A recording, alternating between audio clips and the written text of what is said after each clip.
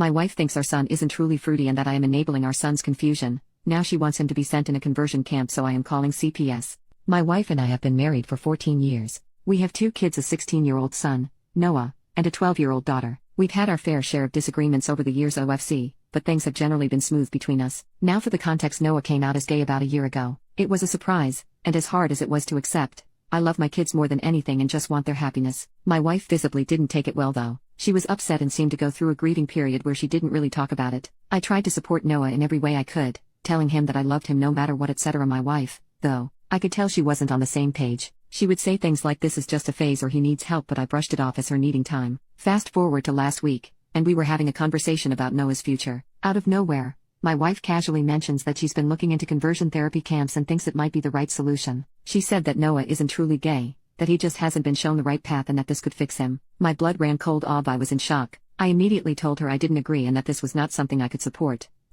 She got upset and said I was enabling Noah's confusion and that if I really cared about him, I would help him get better. What the F is wrong with her? She was persistent, and no matter how much I tried to explain that conversion therapy is harmful, like I know those kids get abused, roped, and often end up either traumatized or deleting themselves, and that I would never send our son to something like that, she wouldn't back down. If I'm being 100% honest, I don't even think I love her anymore. The fact she could be so heartless disgusts me. I know being gay is not easy and people like her just make it even harder. I'm considering staying, only for our daughter's sake, but would it be okay if it means hurting my son? It feels like a betrayal to Noah. I just don't think I can keep living with someone who thinks this is okay. Update. So yesterday I took the day off and went to see an attorney just to get some info about divorce, etc. But after what happened, I'm 100% sure I want a divorce ASAP. Yesterday I went to pick Noah at his school, and as many of you suggested, we had a long discussion. I basically told him his mom and I may be getting a divorce because she wants to send him to a conversion camp, but I can't accept that. I've talked with her many times and I told him I'll probably go through with it. He looked really hurt. My heart broke all over again, but was very understanding and thanked me for standing up for him. I pulled him into a tight hug and told him I'll always love him no matter what and that nothing's his fault.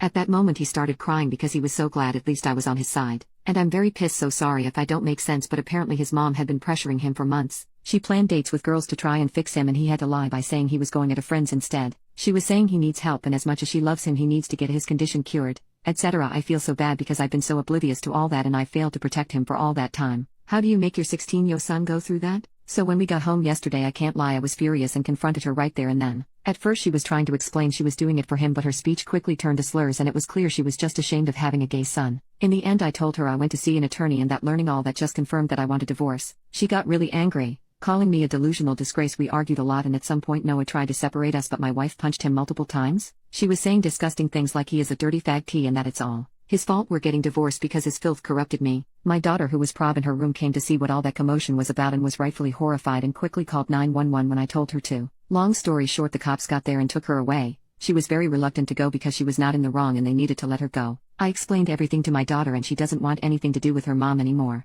RN, I'm in the hospital because my STB ex-wife broke my rib while I was restraining her. I should have probably went as soon as the cops took her, but my son was crying, with a black eye and split lip. They are checking for any concussion. And obviously the only thing I cared about was to comfort him because I can't even imagine what it can feel like being beaten by your mom for being gay. I'm planning to file for full custody OFC and my kids don't want to see her ever again anyway. Given all the charges she's facing, I hope she won't stand a chance against me. I just sent a mail to my attorney and I hope the procedures will be fast. I've also thought of getting CPS involved, but I'm not sure they will really help. Like, I cannot understand how you can grow so resentful of your own kid because of something they can't control. Even I had pretty strong opinions about it, but as a father it is my role to unconditionally love my kids, and so I learned about the topic and changed my way of seeing the world for him. It took some time grasping it, but I never doubted 1 second the love I have for my child. I thought it was the same for my wife. Visibly not. Update 2. It's been difficult ever since, but don't worry, this is not a bad update. First of all, I was able to get an emergency custody order. I'm very relieved because many of you warned me about how people can have their kids forcefully taken by those conversion camps, and I'm relieved that she can't do that anymore. I'm still overly anxious and only leave my son alone when he's at school. I've instructed all the teachers to make sure no one but me approaches him. Thank God my boss has been understanding on the matter. I've been granted the exclusive use of our house as well, so I've changed the locks and installed security cameras. Many friends and family members, from my side of course, have been visiting often, to give us both emotional support and safety. Many of you also advised me to document every injury that my son and I sustained. Fortunately my son didn't suffer a concussion, so I took plenty of pictures and gave them to my lawyer, and she has also taken my son's and my daughter's testimony. Given all the charges my wife is facing, child abuse both physically and emotionally / neglect / endangerment, assault and battery, hate crime and domestic violence. Yeah, it doesn't look very good for her. Our lawyer is confident that I will 100% be granted full custody. She also said that it's likely Steve's attorney will recommend that she gives up her parental rights, given the overwhelming evidence against her. Also, it's very likely that my son and I, possibly even my daughter if she asks for it, will be granted a restraining order against her. My lawyer has told me CPS involvement will only strengthen my case, as they are thoroughly investigating everything. While we're still waiting to get the court date, I am feeling highly confident and relieved for the first time since all that poop happened. I've gathered tons of overwhelming evidence against the toxin.